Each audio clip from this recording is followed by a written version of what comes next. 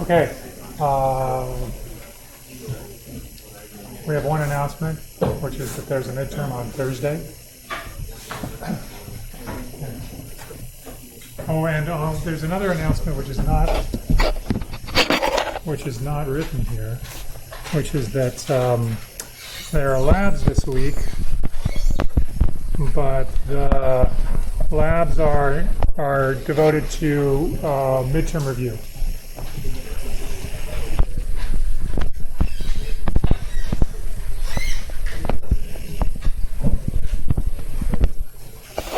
So in fact, there's like an old midterm that the TAs now have with solutions, and they'll go over that in the lab. Yes.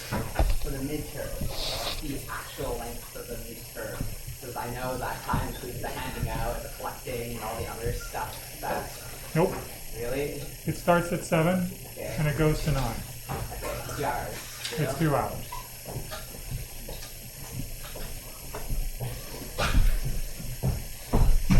Any other questions about that sort of thing? The material that's on the midterm is everything that we cover up until and including today, but Wednesday's lecture material is not going to be on the midterm.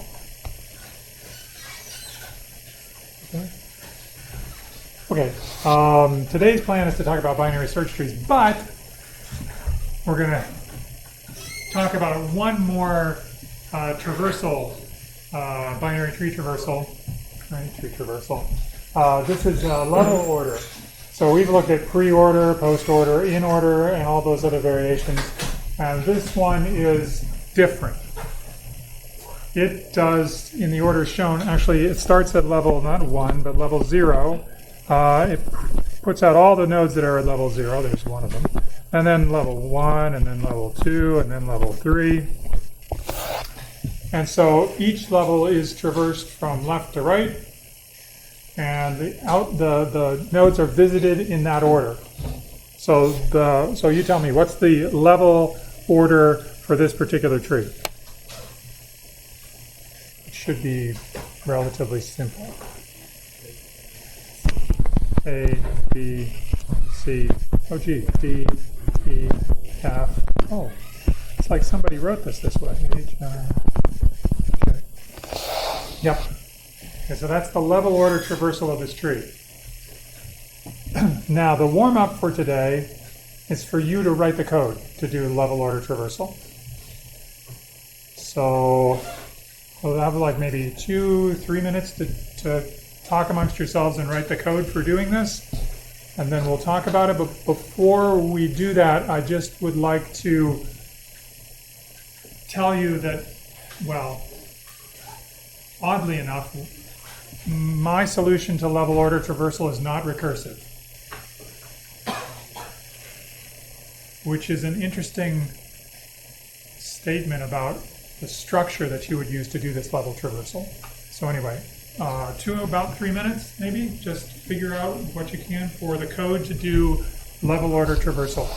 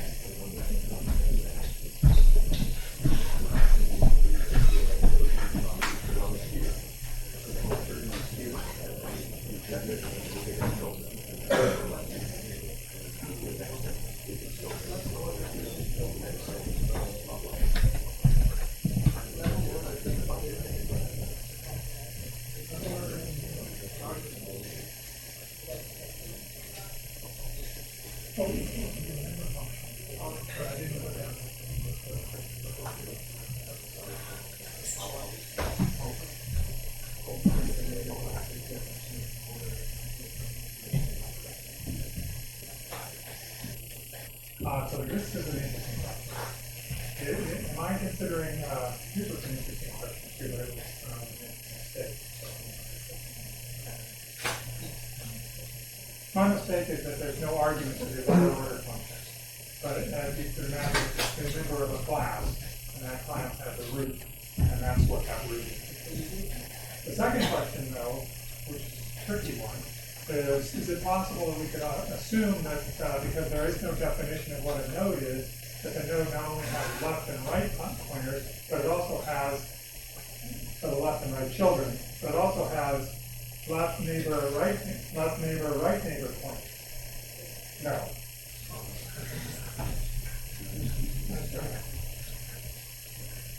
We'll make things easier. Maybe. Yeah.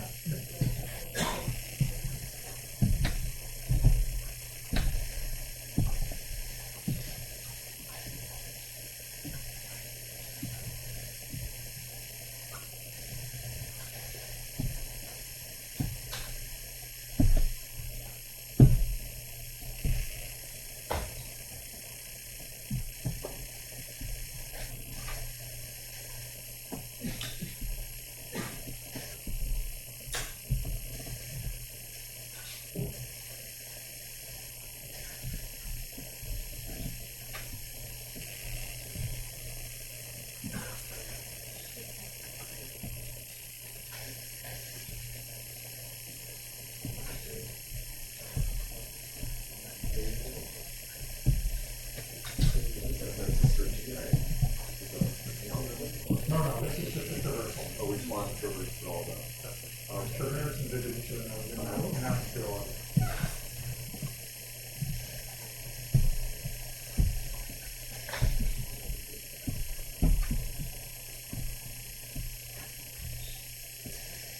Thirty more seconds.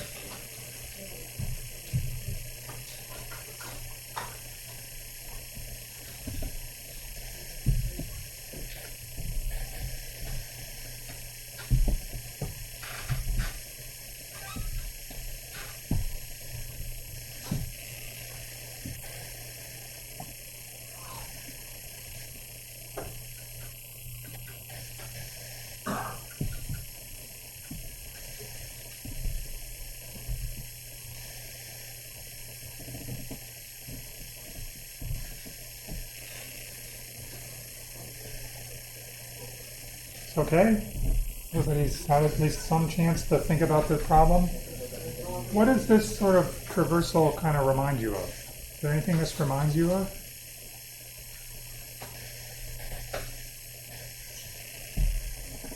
Like, at a very, very high level, one of the reasons why, for example, my solution is non-recursive is because it really is not something that's doing everything in the subtree and then doing everything in another subtree. It's not like that. It's doing things across subtrees. It's doing things between subtrees. Yeah. I think in one time we did this, but we had to like save, create a list of nodes to go visit in the future, like a workbook accumulated. Really? You did that in 110? Yeah. Cool. Okay. Perfect. Let's do a work list. How do you build a work list for this problem? Yeah. You used a queue for your work list. Is that a good idea for the work list? Why is that a good idea for a work list? Why for this problem did you choose queue?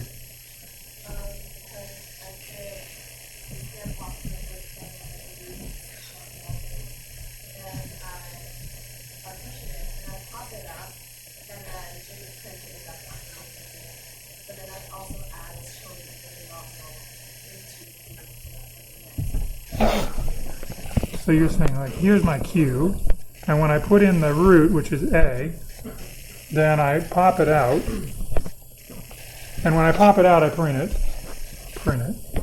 and then I'll put in the two children. In this case, it has two children. And is there any way in which you'd like to put those into the queue?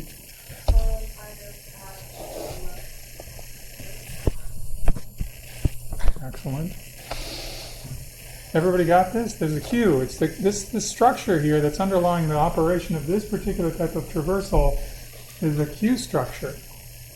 Where have you seen this before? I mean, I talked about this before with respect to haunted houses and how one should and one should not traverse haunted houses. What is this? This is breadth first. This is saying you should visit all the rooms that are closest to you because you don't know what's behind you. And it would be scary if it got you. So you do that, and then you go to the ones that are 2 steps away. And then you go to the ones that are 3 steps away. And that's exactly what's happening here. We're using a queue just like we used a queue for breadth first search in order to organize the nodes that we're going to visit in the future. So let's see if I can write some stuff down. So this is my organizational structure as a queue. It's going to be a queue of pointers to nodes. And it's going to be called queue, of course. And then, as you said, queue, in-queue the root. We know that it's not null, so we in-queue it. And then what?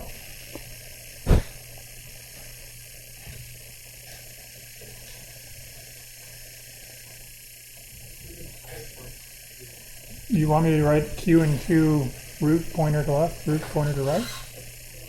No. What do you want me to do? Oh, maybe I would iterate through the queue. That's a good idea. Let's use a while loop, because I don't really trust iterators. Okay, I'll be honest, I don't really trust them. So let's say while something, while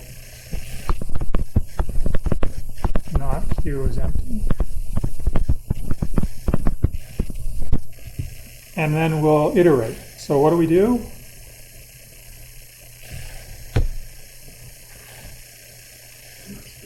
Don't be shy. What's the first thing I do in my while loop?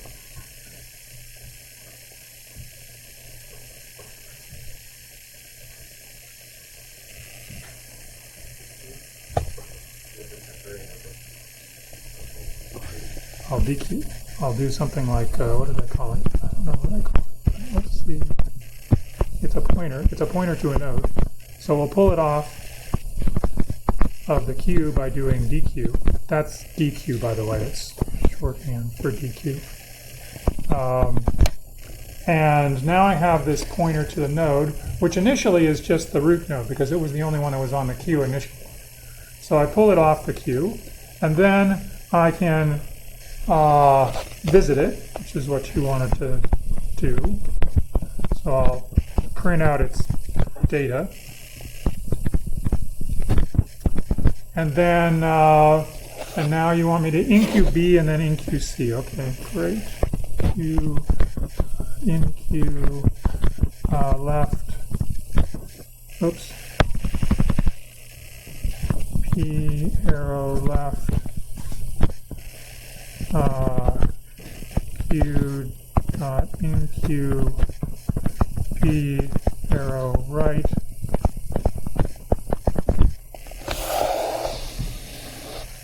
We good?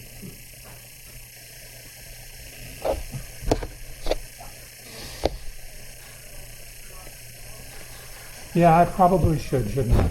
I should probably. I mean, actually, I don't really have to. In this code, I have to.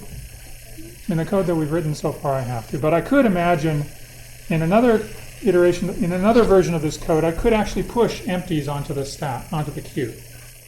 And it's just that when I pull them out, I would check to see if they're empty, and if they are, I would do nothing. So it could be that I fill up the queue with both real nodes and null nodes, treating null nodes as being nothing, like I don't have to do any work for them. But you're right, in this particular code, I have to put an if in front of this. So if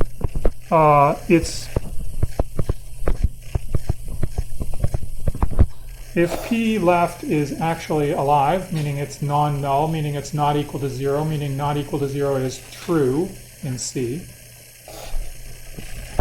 which, by the way, you should never do this. It will work. This is valid C++ code, but you really should say if P arrow left is not equal to null, just so that everybody knows what you're doing. It's not that many more characters to type. Are we done? Is it going to work?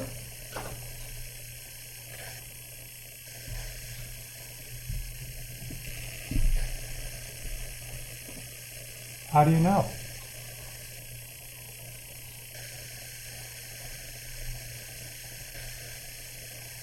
Come on, how do you know? How would you know? How would you find out?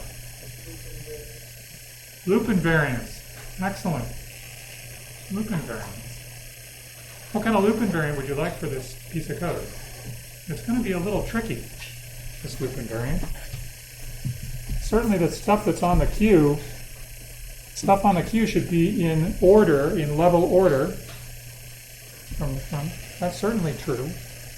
But is that enough?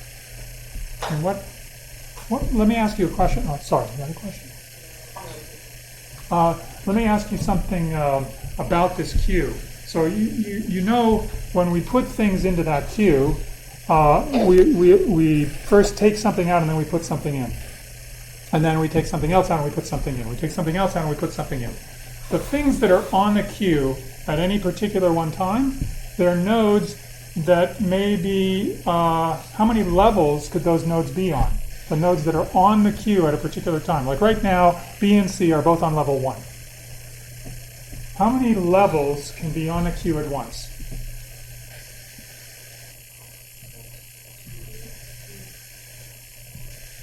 Three? 2? 1? Those are pretty much your options. 2 or more than 2? How many people think 2? How many people think could be 3? How many people think it's always just 1? Okay. Yeah, it seems like 2. I mean, you can see 2 happens almost immediately because if we take B off, output B, we in-queue its children. Its children come in as D and E. Right now we have a C that's in this queue that has level 1, a D which has level 2, and an E which has level 2. So right there we have 2 levels. Why don't we get 3 levels? And is it important? Is that important to proving correctness? Maybe. So what the operations are that you're performing are basically to take something off of the queue and put things onto the queue. And you want to make sure that you're putting the things on the queue, the children of that node, are the right things to be putting on. And that means they have to be on the level that you're supposed to be putting them on. So one way of understanding whether you're doing the right thing there is to figure out, well, what is the contents of the queue? So anyway, it seems like it should be 2. Why isn't it 3?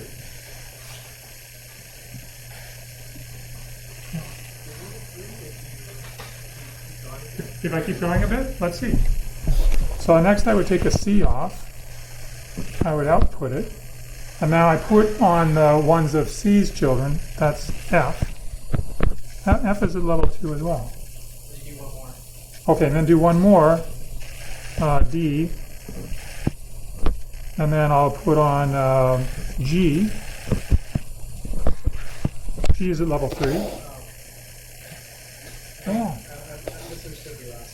Oh, sorry. Yeah, maybe I didn't say it very well, but I'm interested in the number of different numbers of levels that could be for the elements in the queue at any particular time. And what you're seeing there is that when the only time I can get to level 3 is when I've exhausted level 1.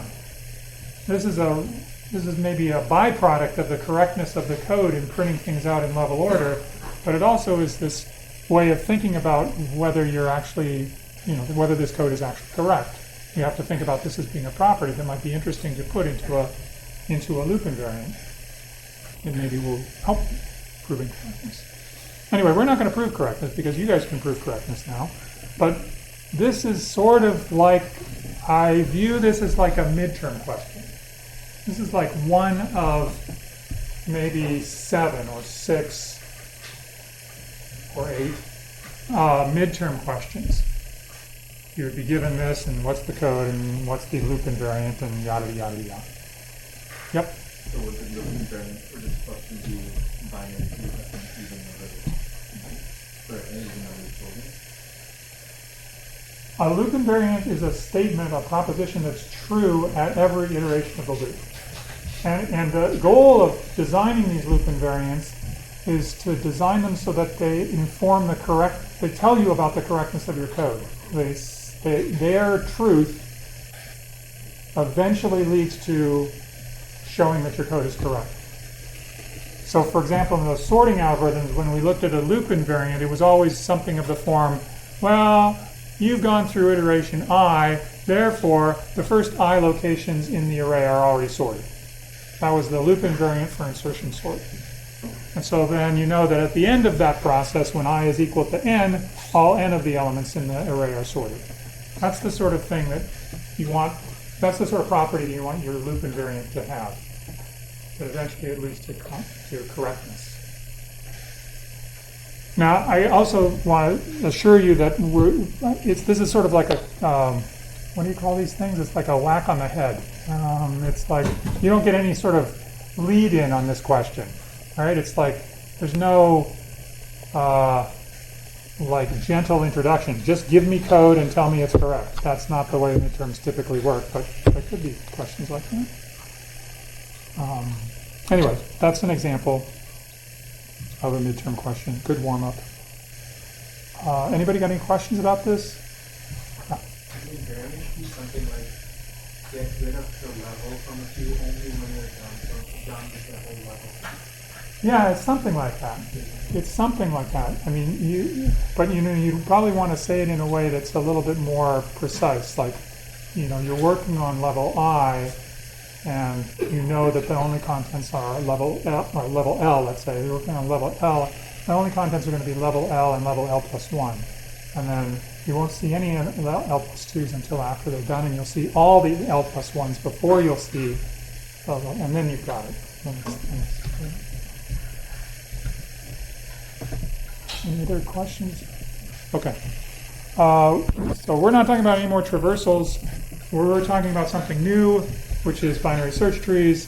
But before we talk about binary search trees, I want to talk about dictionary abstract data type. This is something that's useful in many ways, and it's one of the ways to implement the dictionary abstract data type is to use binary search trees. So this is the dictionary ADT. And what it is, it's a bunch of pairs. There's a key, and there's some value or data associated with that key. So there's pairs. In this particular example, it's operating systems and their definition. So Multics was like this old operating system. It was fantastic. It's like it had all the bells and whistles that you'd want, really. Multics, long, long ago. And from Multics came Unix, which is Uniplex Multics. And then one flavor of Unix is the Berkeley Software Distribution flavor of Unix, BSD. That's the one that Mac OS is based on, is BSD. And then there's GNU's version, which is GNU's not Unix. That's an acronym for GNU's not Unix. It's a recursive acronym. He's a weird guy, a little bit. And so we could imagine that you would want to look something up. You'd want to find out, for example, I don't remember, what is Unix exactly?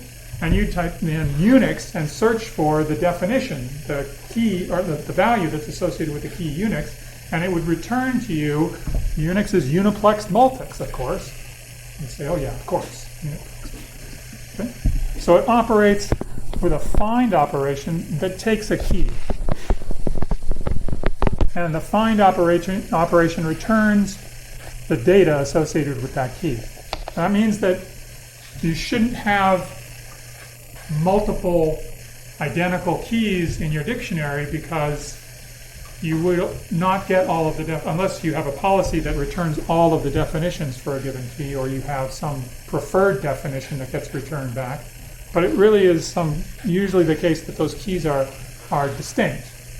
Not only that, but if we want to use binary search trees to implement dictionaries, the other property that these keys have is that they're orderable.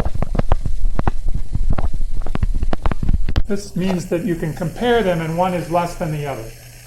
So like Unix, for example, is maybe greater than BSD alphabetically. Anyway, you can compare them. It's important for our binary search tree implementation. It's not necessarily true for all dictionary abstract data types if that's the situation. You could have keys that are not comparable, but it's hard to imagine that. I mean, really. Because everything in your computer is stored as a sequence of bits. And you can always order sequences of bits by just treating them like numbers. So anyway, most things are orderable. Okay, so we've got find, and then sometimes you want to insert new definitions into the thing, like insert Linux, which is Linus Torvalds Unix. And then you might want to remove things. I want to take them away from the dictionary, delete them based on their key. You're thinking, this is the world's most boring abstract data type. This is the world's most ubiquitous abstract data type. It is everywhere. Can you give me an example of a case in which you use a dictionary? I've got one. Me. You have, what did I call it? Oh, I called it that. You have a flight number, and you want to know when the flight is coming in.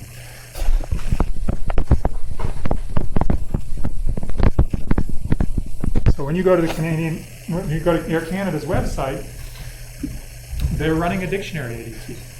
You provide a key, the flight number, they provide data, which is when it's coming in, so you can go to the airport and pick them up. Yep. Hash maps are another implementation of a dictionary ADT. You can use a hash map to implement a dictionary ADT. And we'll talk about hash maps too in this course, but not yet. We're working our way up to it. Okay, another example. Oh, I've got another example.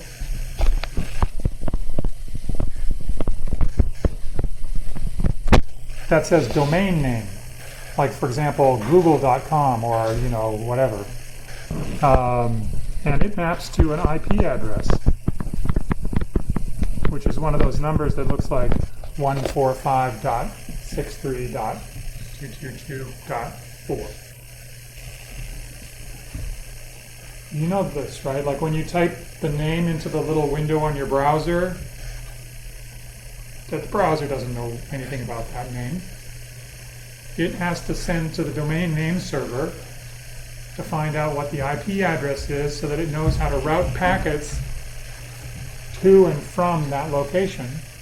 And the thing that's doing that is the domain name server. It's the dictionary that's looking up, given a name, what's the IP address. As you might imagine, that's a pretty important job.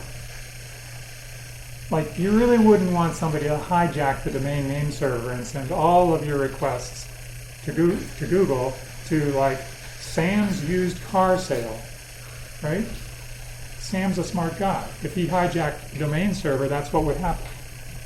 So it's pretty cool how actually that works. It's very secure. Any other examples? Yeah. Looking at the definition of a word. What?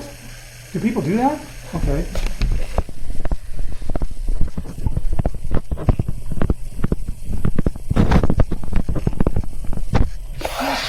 Even on your computer, when you type in a word to look up the definition, it's doing a dictionary ADT. You don't have to use a book. Just type it in the dictionary. Any other examples?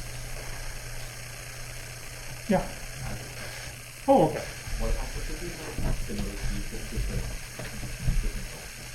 You mean the same key with different definitions? like multiples of the same?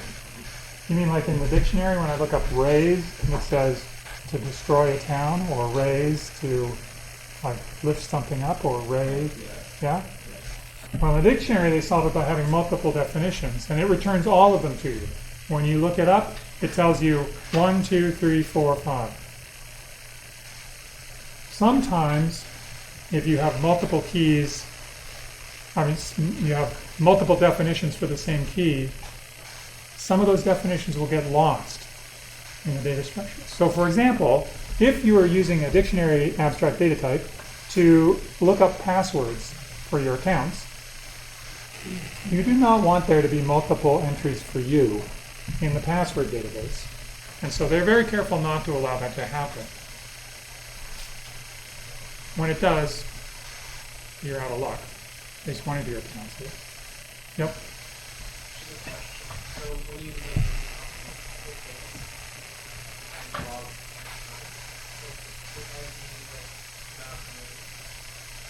No. No. You know why? Really? What would you do? What would you do if everybody in the world was looking up Google every morning at this university? They show up, they type, I wonder what the weather's like. Everybody. What would you do? Yeah, you could do a priority thing, or you could actually cache stuff. So now you, like, for example, look up the weather server once, and then your local server would be able to respond to all requests to the weather server because it already knows the IP address. It doesn't change. So it does that for a while. This is a complicated problem. It's a fascinating problem. It's like one of the best algorithms ever because it's distributed. It's error resilient, or at least it's trying to be error resilient. So if your server goes down or their server goes down, you have to find a different way to get to the weather. And it's replicated. Like Google doesn't just have one server. It's all over the place. That's why it doesn't take forever to get data to Canada. Right in Canada already. It's so cool. It's such a cool thing. Just to think about how this data is all over the place. You know, when they run World Cup soccer matches, they have to get the data out of the country where the World Cup match is happening as fast as possible, so they can get it spread out enough so that people can actually access it at a reasonable rate. So it's like this big problem. It's the problem. Akamai is a company that does this. At least originally was the one that did it most, was to distribute that data out as fast as possible. And you have to come up with clever ways to do it. It's a great, great problem. Okay, but you have to get going. Right, dictionary ATs, incredibly important. We have already data structures for implementing dictionaries. We know about linked lists, unsorted arrays, and sorted arrays. How much time do these data structures that we already have take to respond to requests for insertion, find, and remove into a dictionary structure? So we're going to fill in this table. And we're going to start with this square here, which says linked list insert. How much time does it take to insert a new key value pair into a linked list?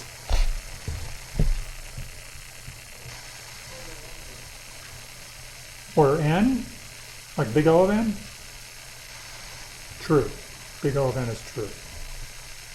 Big omega of n? Is it greater than or equal to some constant times n in order to insert into a linked list?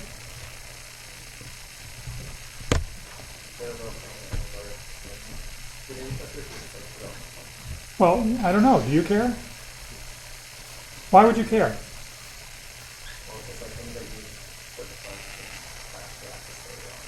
Ooh. Awesome. Did everybody hear that? It's like when you put something into a linked list and you're intending it to be searched, you're suggesting put it at the front. And when you access something, maybe you'd want to move it to the front. It's because probably the thing that people are interested in looking up, like Donald Trump's latest Twitter feed, location,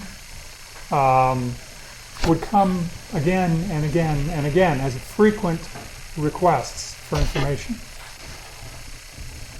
So move to front. We're not this sophisticated. I mean, we're talking about worst case here, which means we can't predict anything based on previous behavior.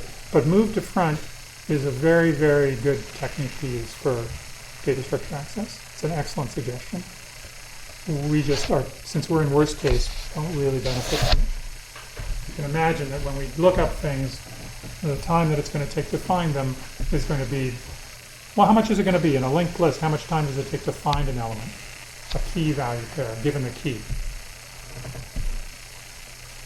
I mean, we'll just look the whole thing through and hope. And that's really the only access that we have in a linked list. It's not like an array where we have random access. we have a head pointer. And we can run down from the head pointer, and that's all we can do. So the find here is certainly theta of n, big O and big omega.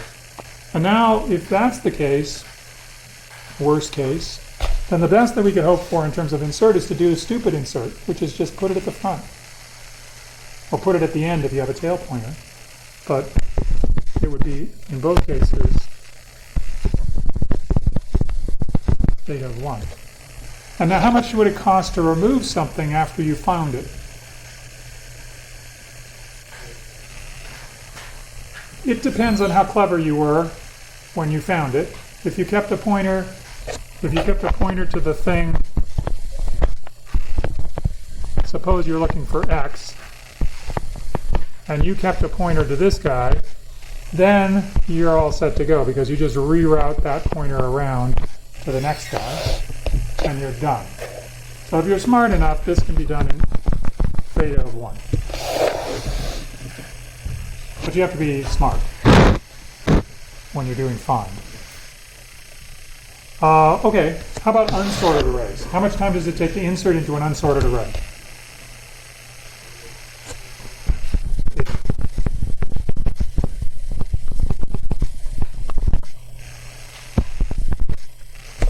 Except for when you resize.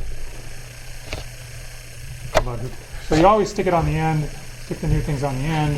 Eventually you have to resize, but you know how to resize, and you'll get amortized order 1 time. Okay, how about find? How long does find take? And you have to look through the whole thing to find the key that you're looking for. How about removing after you find something? So here I go. I found it right here in the middle. I pull it out, throw it away. Order 1? Order n? Don't have to you slide everything over by 1. Order n? It's an unsorted array.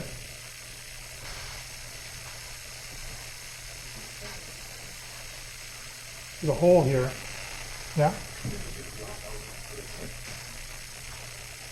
So you can just move the last element. You could swap the last element into the place. Do it in order 1.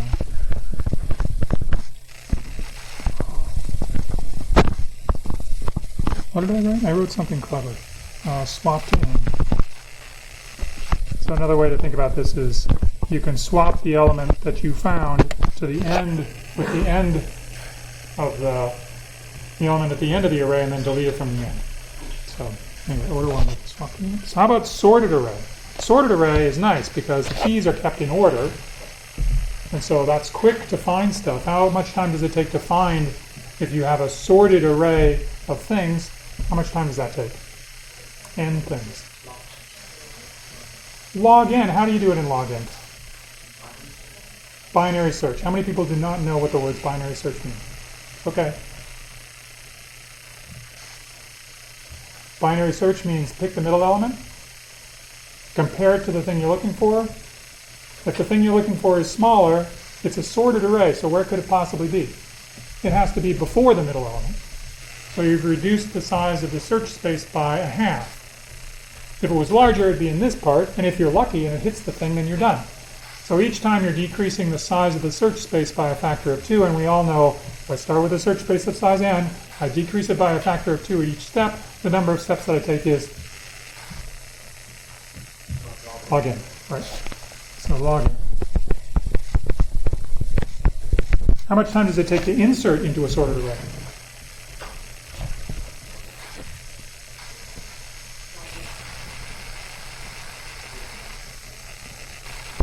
Theta n. You got to shove stuff over if it happens to end up in the middle. You got to shove it all over. There's n over 2 things you got to shove.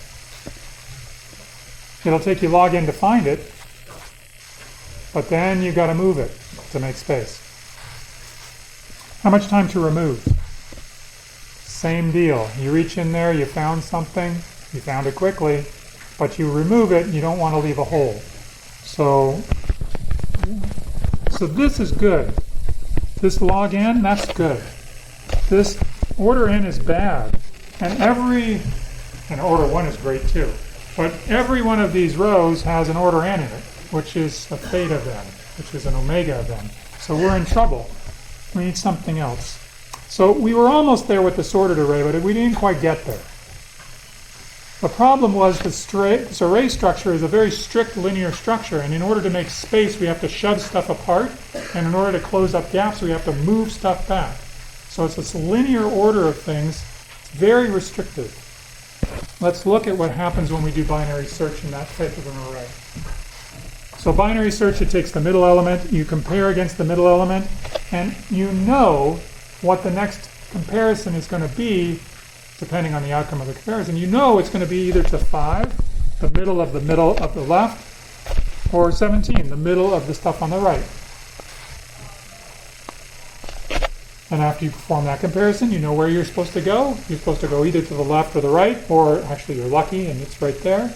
Anyway, you can think about this sorted array, binary search in this sorted array. You can think about it as being like a tree. And in fact, every single element in this array, every single one of these numbers, shows up as a comparator, something that's compared against, in this tree. It shows up as a node in the tree. So all the data is there in that tree. Why don't we just keep the tree and not the array? Because that way, when we want to add something, we have more flexibility. We don't have to shove things aside. We can just put it in as a new child in the appropriate spot. So that's what we're going to do. We're going to base our binary search tree on binary search. And so our binary search tree has two properties. The first property is that it's a binary tree. Every node has at most 2 children. And the second property is the search tree property, which says that every node, for all nodes in the tree, every node to the left of node X, everyone in its left children, these people over here, they all have smaller keys than this node. And everyone in this, the right subtree, so these are smaller and these are larger. And this is true not only at the root, it's true for all nodes in the tree. By the way, if you're wondering, these are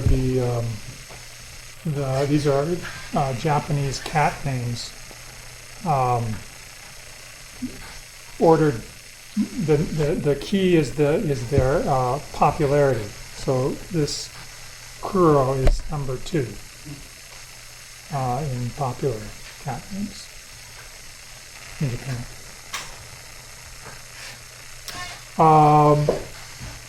As a result, it's easy to find a given key. It's just like binary search. And it's also easy to add, to insert a new key, because I can just go down to the bottom and figure out where I'm supposed to be putting it and insert it in as a new child. So it has it has a little bit more flexibility than the array structure, which was this linear structure where we had to move stuff. We don't have to move it anymore. We just have to insert it like this. Now,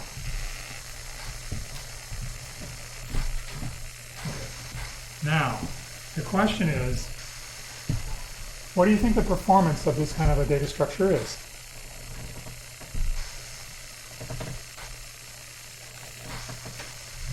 Yeah. Well, yeah, for insert, for delete, for insert, remove, for find. What kind of performance do we get out of this kind of a structure? In the worst case, of course.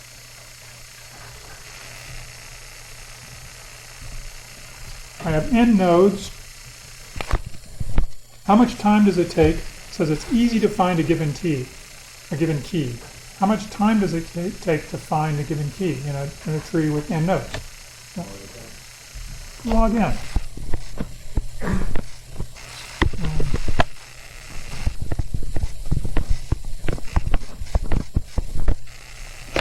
Everybody happy with log n? Pretty good. Yeah. Is the worst case essentially be with O of n, or like O of n, if it just integrated into like a linked list? Like if all of them went down like the left arrow.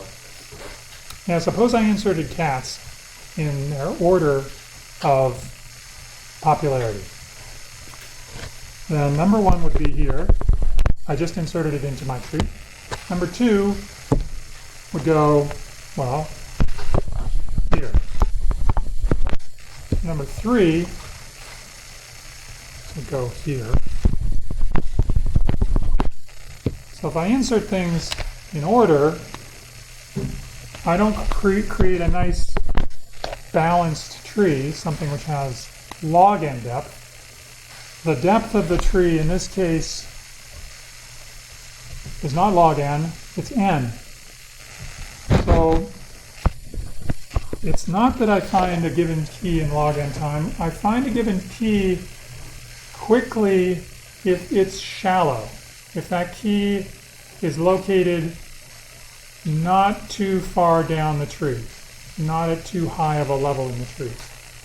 So you can find a key in time, big O of its depth.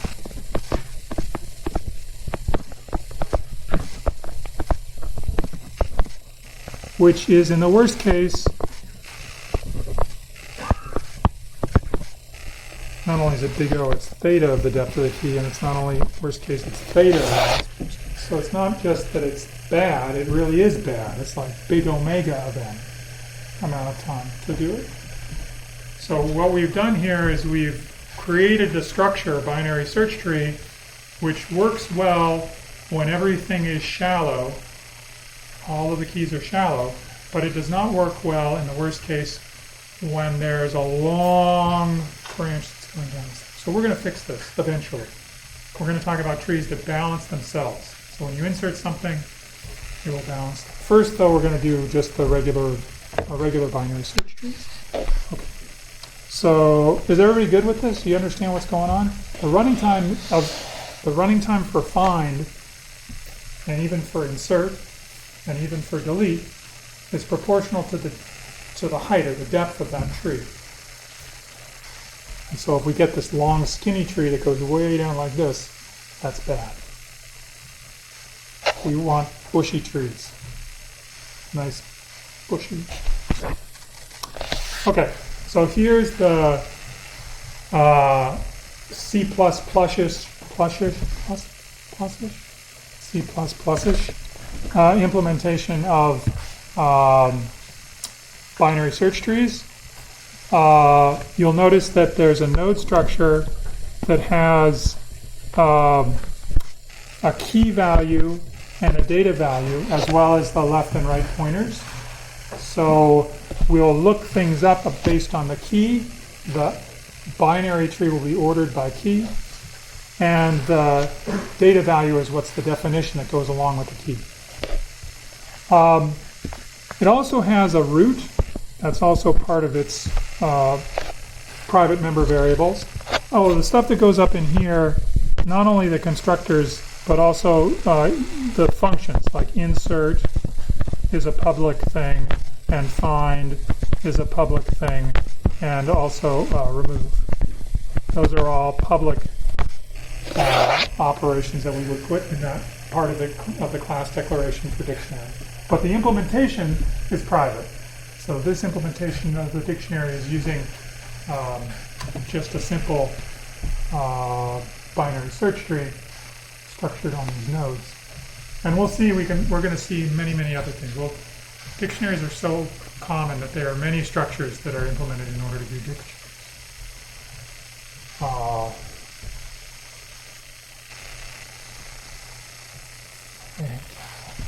I've forgotten to tell you something extremely important. I can't remember what it is. Can you think of a question that would ask me, what's the extremely important thing that you're forgetting to tell us about? It's a good question, because I don't know the answer to it.